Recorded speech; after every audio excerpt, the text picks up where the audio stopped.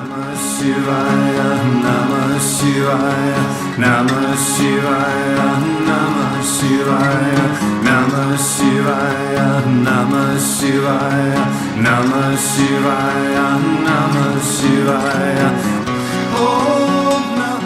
I'd like to introduce you to Kailash. Hi. Hi. Welcome.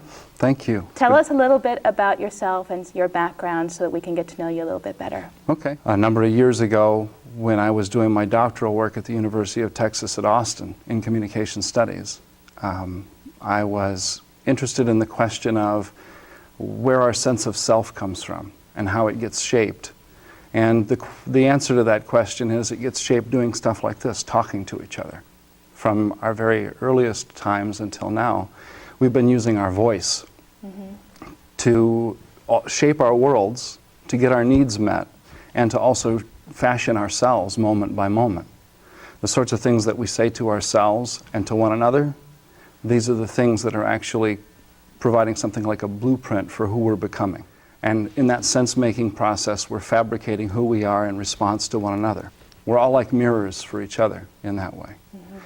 And so being a little bit choosy about what sorts of things we say, again, to ourselves, because we're our own first audience always, and to one another, this is intelligent because it sort of predicts better results, better outcomes, than if we just let our mouths fashion any sort of thing, just whatever happens to be on our minds. Because the fact of the matter is, our minds are like insane drunken monkeys that have just been stung in the paw by a scorpion. Now, monkeys are already pretty busy critters, right?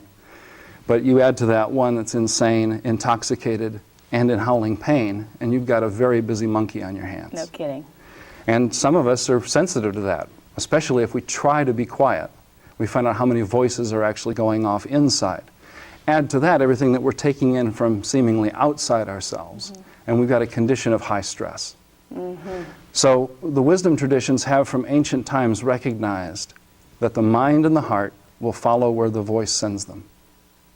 And so in every religious community, every faith tradition, there's always a method that's anchored in the use of our own voice. You're typically repeating something that to the worshiper, to the user, represents the highest thing that they can imagine, the supreme, God, Goddess, the one, the ultimate good, by whatever name, the supreme, okay? And as my guru's guru said, the grace of God is being able to remember God.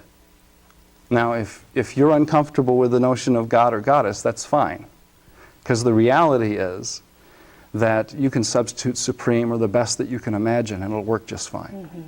The gift that's in the remembrance of the supreme is that you have a profound experience of that when you're remembering that. So when we chant, when we do devotional chant, what we're doing is repeating words that remind us of what matters most to us. And in reminding us, we have a profound experience of this that we love best. So it's arranging to fall in love over and over again with what we love best. It's setting ourselves up to have a profound experience of what we regard as ultimate, that to which we aspire. And so we become what we love. Now, this is always the case. We're always becoming what we love because we're organizing our lives around what we care about. We're organizing our lives around what we think about. As my guru says, Bhagavan Das, he says, we live in the atmosphere of our thoughts. So with your work then, in your book that you've written, your book is Following Sound into Silence, Chanting Your Way Beyond Ego and Into Bliss. Yes. So you wrote this to help us then understand how important it is to choose. Are you telling or advising us to choose our thoughts? Yeah, to choose wisely. To choose wisely. Because we can't do anything but live out of the quality of the thoughts that we're filling this moment with. We're flavoring or conditioning or qualifying the experience of each moment by what we bring to it in terms of what we're thinking about and what we care about. Because what I care about is what I'm identifying with. I'm including that as a part of myself. And that's how we become what we love. And if we take the time every day to consciously and wisely choose, Then it's going to shift our consciousness in the direction of what we love best.